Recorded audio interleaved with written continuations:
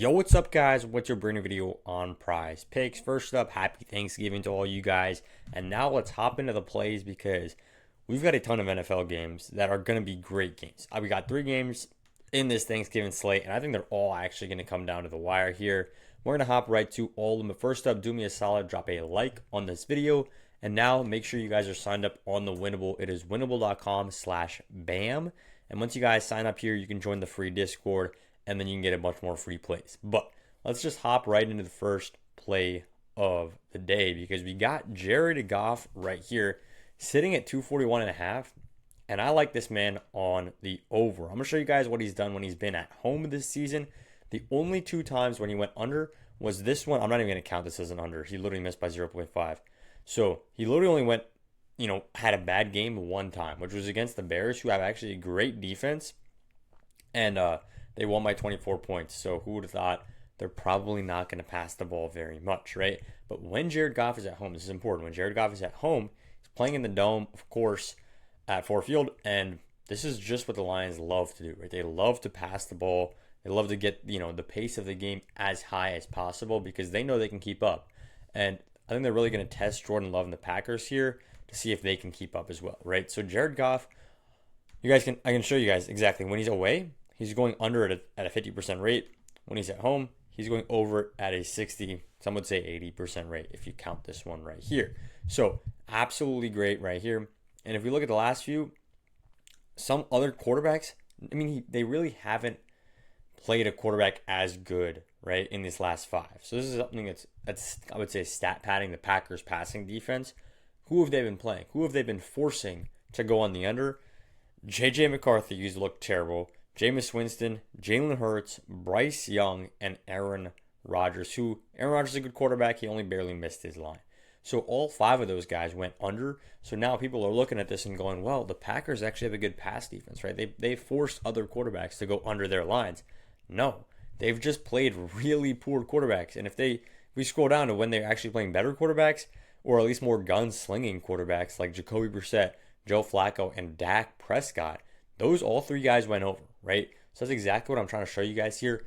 A quarterback like Jared Goff, most similarly to all the quarterbacks that the Packers, has played so far, the one that's most similar is Dak Prescott, right? Because Dak Prescott doesn't run the ball very much, but is very accurate as a pocket passer and knows how to gunsling, right? That is literally Jared Goff's CV right there, right? So 241.5, we like Jared on the over. But now what you can do is you can throw in a little bit of correlation. This is the best strategy right now on Prize Picks. It's been the best strategy for like 3 years. And I'm going to show you guys exactly how to do it right now. If you don't know, this is obviously not my main Prize Picks account. I just use it to click around on. I don't just have 80 cents. Calm down in the comments. But I love going on this account and showing you guys exactly how to use correlation, right? So we're first taking Jared Goff on the over. And now over on receiving yards, you can take a lot of these players, right? And I'm going to show you guys exactly how this works, right? You could take Amon-Ra on receiving yards. This bumps it down to 2.5, 2.25. So what you really want to do is switch it up a little bit, right? You don't want to take him exactly on receiving yards. This also bumps to 2.25. I'll show you guys exactly what I'm talking about. Exactly what I'm talking about right here, guys. My thing just cut out right there. But basically, we're doing correlation, right? So we're taking Jared Goff, Jameson Williams, right? And exactly what we're doing here is we already talked about Goff, right? But why are we taking J-Mo? Because if Goff has a great passing game, let me say that one more time. If Goff has a great passing game, then who's going to go over on their longest reception?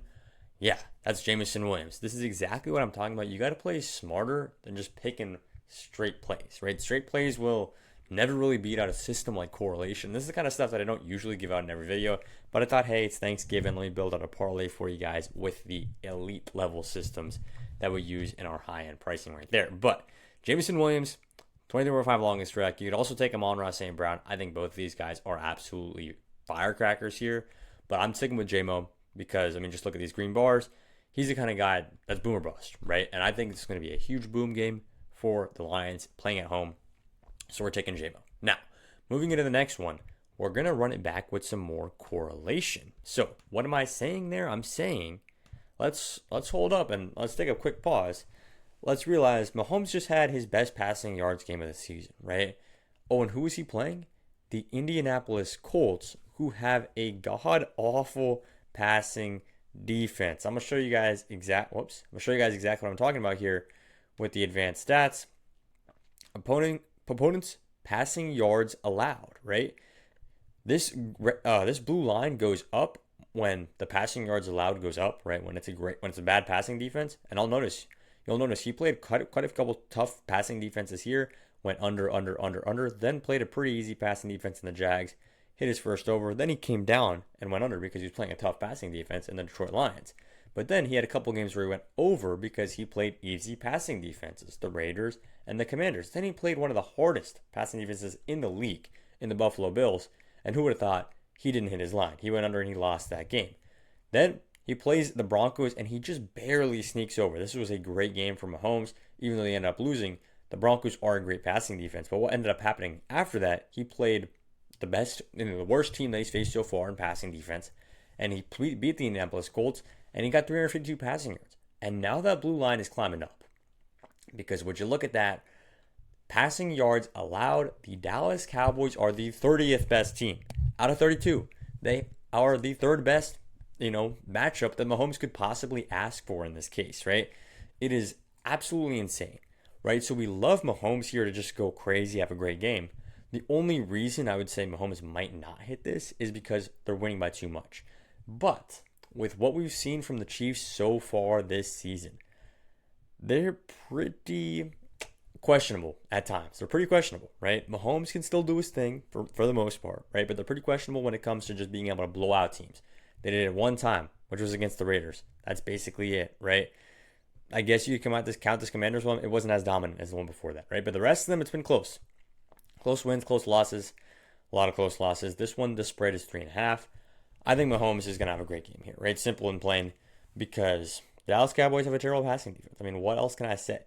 And I guess what else can I say is how we're going to use that to our advantage. We're not just going to go here and a regular bettor, right? A regular guy might think, oh, that's a great point you make. I'm just going to click this button and I'll be good to go. No, we're not just doing that, right? We are going to press our advantage here and not just use a single prop, but combine that with multiple other props to create leverage and just a positive system right here with correlation, right? So we already got a good correlation stack here for the first game. Now we're going to try to create another one for the second game. And right here, we're going to our man Xavier Worthy. So PrizePicks does a little bit of a sneaky thing here, and they actually try to force you into taking different players based on the player payouts, right? So if you take Rashee Rice, you'll see this is paying out a 7x. If you take Travis Kelce, you'll see this is paying out a 7.5x. If you take a guy like Marquise Brown, this is paying out an 8.5x. If you take a guy like Xavier Worthy, this is paying out an 8x, right? So it's really all over the place from PrizePicks, and this is why you really just have to be locked in. I mean, if you aren't locked in, if you just want to do this as a hobby, probably not the right video to watch. Honestly, if you want to just do this as a hobby, just go watch some other video, right? You can just don't even watch YouTube at that point. Just do whatever you feel like, right? But the people that we're trying to target here are plays that are just going to be really profitable in the long run, right?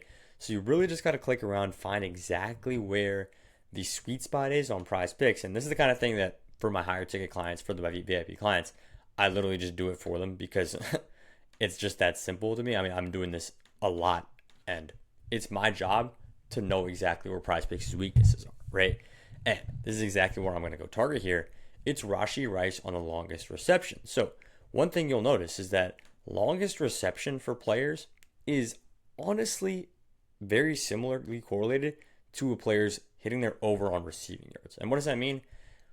The player hitting, a good longest reception and the player hitting a good receiving yards honestly happens in the same game, right? So if a player pops out for receiving yards, the odds of them hitting their longest reception line are like in the 90 plus percentile, right? And same goes the other way around. So you got to change your mentality here and basically think of it as almost the exact same type of prop, right? It's not the exact same prop. When it comes to correlation, it's very similar because we know passing yards is correlated with receiving yards. We've known this since the dawn of time. And because longest reception is correlated with receiving yards, we can then draw the correlation between passing yards and longest reception. This is the kind of thing that PrizePicks really doesn't care about because they don't expect the average bettor to know things like this. And that's probably true. You guys aren't the average bettor, right? You're watching someone who studies this basically as my life, right? So Rashi Rice here on longest reception, I'll show you guys. This pays out 8.5x. 20 bucks wins 170. But when we go ahead and take Rashi Rice here on why is my thing not loading? When we go ahead and take Rashi Rice here on literally almost the exact same play with receiving yards, we unclick this and click this right here, it's paying us 7x. 7x versus 8.5x. This is a huge difference, right? So all you got to know on PrizePicks is exactly where to take it and what you're doing, right? If you play like an idiot, PrizePicks is going to play you. PrizePicks is going to basically just feed off your bank account because they know you'll keep playing the game because it looks cool and it looks exciting, and you think because you watch people like me that there's a way to win, right? If you don't play with a winning mentality in mind, with a winning system in place, you're not going to win, right?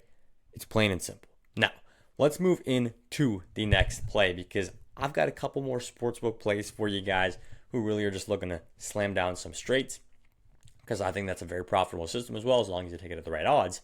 But this is a great correlation stack. I mean, this is beautiful. Looking at this and getting 8.5x is just so clean. So clean. But let's hop over to Onyx odds because we're just going to go ahead and check out this next, couple games here, right? Because we have not talked at all about the last game of the day, which is in fact the return of Joe Burrow. Joe Burrow's coming back, and they're still 7-point underdogs, right? The line really didn't move since Joe Burrow coming back was a thing. And I think that this is a great line to take. This is a plus money play. If you guys can, I don't know why I can't take it. I literally don't know why I can't take it. But, okay, I guess it's not on Onyx, but it's okay. I don't really use this book. I just like the way it looks so I can click around on YouTube. The play that I'm talking about is Derrick Henry to not score a touchdown, right? Derrick Henry has been pretty inconsistent with the touchdowns, and I think it's very possible that he doesn't score a touchdown. When you see this line sitting here at minus 235, it makes no sense to me, right? It literally makes no sense. If we look up Derrick Henry stats, right, he's been good, right? He's been just as good as anybody you'd expect to have a minus 235 line, right?